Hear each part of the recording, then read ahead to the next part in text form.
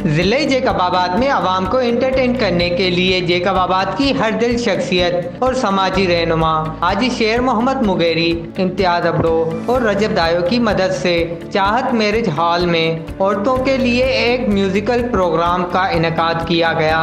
इस प्रोग्राम में जैकबाबाद शहर के मुख्तलिफ इलाकों से औरतों ने भरपूर शिरकत की।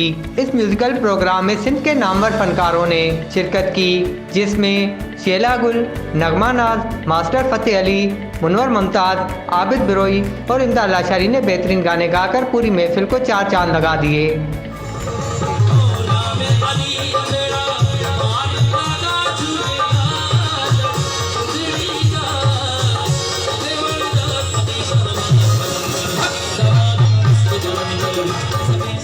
इसके अलावा मज़ाहिया फनकारों में सोराब थुमरो और अली गुलमला ने भी अपने फ़न का मुजाहरा किया।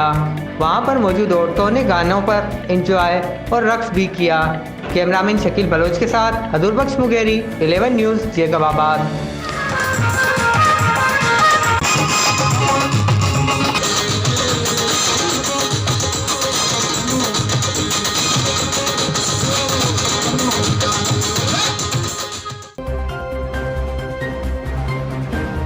Eleven News.